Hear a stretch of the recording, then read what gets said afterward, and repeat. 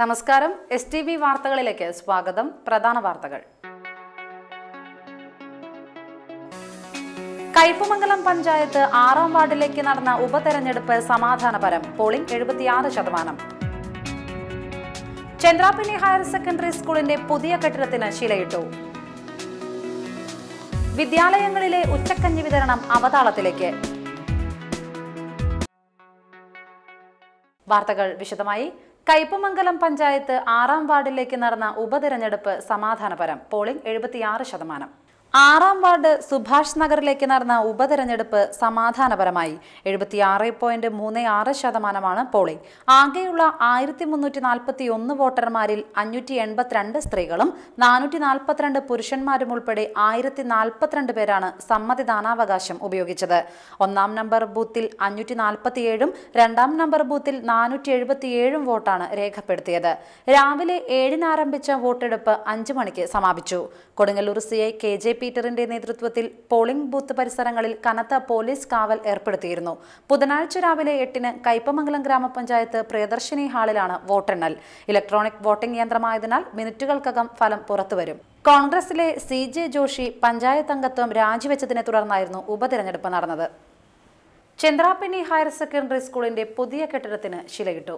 Auto cast chairman CH Rasheed നിർമ്മാണോദ്ഘാടനം നടത്തി.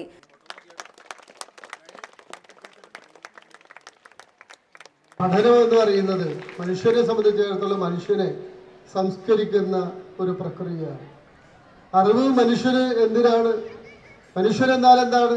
മനുഷ്യനെന്ന് പറഞ്ഞാൽ മനുഷ്യന്റെ നിർവചനം നിങ്ങളൊക്കെ പഠിച്ചിട്ടുണ്ടാവും, കേട്ടിട്ടുണ്ടാവും. Man is A thinking animal എന്ന് പറയും. എല്ലാ ജന്തുക്കളെ പോലെ മനുഷ്യനും ഒരു ജന്തുവാണ്. എന്നാൽ മറ്റു ജന്തുക്കൾക്കൊന്നുമില്ലാത്ത ചില ഗുണഗണങ്ങൾ മനുഷ്യരിലുണ്ട്. അതാണ് ഏറ്റവും പ്രധാനമായത്, ചിന്തിക്കാൻ കഴിയുക എന്നത്. ചിന്തിക്കാൻ കഴിയണമെങ്കിൽ മനുഷ്യന് അറിവുണ്ടാവണം, മനുഷ്യന് തിരിച്ചറിവുണ്ടാവണം. തിരിച്ചറിയാനുള്ള ശേഷി, വിവേചന ശേഷി അതുണ്ടാവണം. അതുണ്ടാകുമ്പോൾ തീർച്ചയായിട്ടും മനുഷ്യനാകുന്നത്. നിങ്ങൾക്ക് ഇവിടെ നിന്ന് ലഭ്യമാകുന്നത് തീർച്ചയായിട്ടും ആ തിരിച്ചറിവാണ്.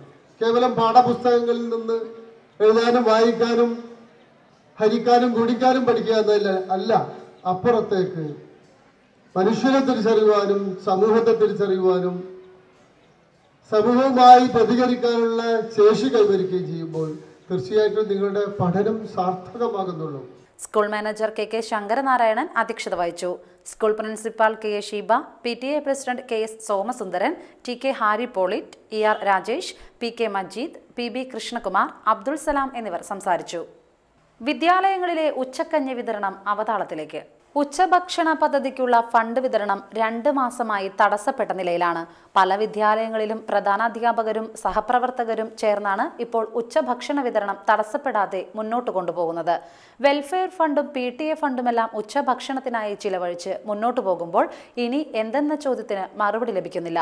1.5 ലക്ഷം രൂപ വരെ ഉച്ചഭക്ഷണത്തിനായി കടമെടുത്ത വിദ്യാലയങ്ങളുണ്ട് കൊടുങ്ങല്ലൂർ മേഖലയിൽ. ഉച്ചഭക്ഷണ പദ്ധതിക്കായി തദ്ദേശ സ്വയംഭരണ സ്ഥാപനങ്ങൾ തയ്യാറാക്കിയ പ്രൊജക്ടുകൾ ഓഡിറ്റ് പരാമർശത്തെ തുടർന്ന് തടസ്സപ്പെട്ട നിലയിലാണ്. ഇതോടെ വിദ്യാലയങ്ങളിലെ ഭക്ഷണം വിളമ്പൽ പ്രതിസന്ധിയിലേക്ക് നീങ്ങുകയാണ്. 500 കുട്ടികൾ വരെ ഒരാൾക്ക് 6 രൂപ നിരക്കിലാണ് പ്രതിദിനം ഉച്ചഭക്ഷണത്തിനായി സർക്കാർ നൽകുന്നത്. 500 കുട്ടികൾക്ക് മുകളിൽ ഒരാൾക്ക് 5 രൂപയാണ് വിഹിതം. ഈ തുക ഉപയോഗിച്ചാണ് വിറക്, പാചകക്കൂലി, ആഴ്ചയിൽ 2 ദിവസം പാൽ, 1 ദിവസം കോഴിമുട്ട എന്നിവ വിതരണം ചെയ്യുന്നത്. ഫണ്ട് വിതരണം തടസ്സപ്പെട്ടതോടെ പല വിദ്യാലയങ്ങളിലെയും അടുപ്പ് പുകയുന്നത് ഇനി എത്ര നാളെന്ന ചോദ്യം ഉയരുകയാണ്. പനിപ്പേടി. വിദ്യാലയങ്ങളിൽ കോഴിമുട്ടയ്ക്ക് നിയന്ത്രണം, പകരം നേന്ത്രപ്പഴം. പക്ഷിപ്പനിയുടെ പശ്ചാത്തലത്തിൽ വിദ്യാർത്ഥികൾക്ക് കോഴിമുട്ട നൽകുന്നത് പല വിദ്യാലയങ്ങളും നിർത്തിവെച്ചു. കോഴിമുട്ടയ്ക്ക് പകരം നേന്ത്രപ്പഴമാണ് പലയിടങ്ങളിലും വിതരണം ചെയ്യുന്നത്. ചിലപ്പോൾ നേന്ത്രപ്പഴത്തിന് കോഴിമുട്ടയേക്കാൾ വിലയേറുന്നത് പഴം വിതരണത്തെ ബാധിക്കുന്നുണ്ട്. അപൂർവം ചില വിദ്യാലയങ്ങളിൽ മുഴുത്ത നേന്ത്രപ്പഴം 2ആക്കി പകുത്തു നൽകി പ്രശ്നം പരിഹരിച്ചു വരുന്നുമുണ്ട്. ഇനിയൊരു ഇടവേള.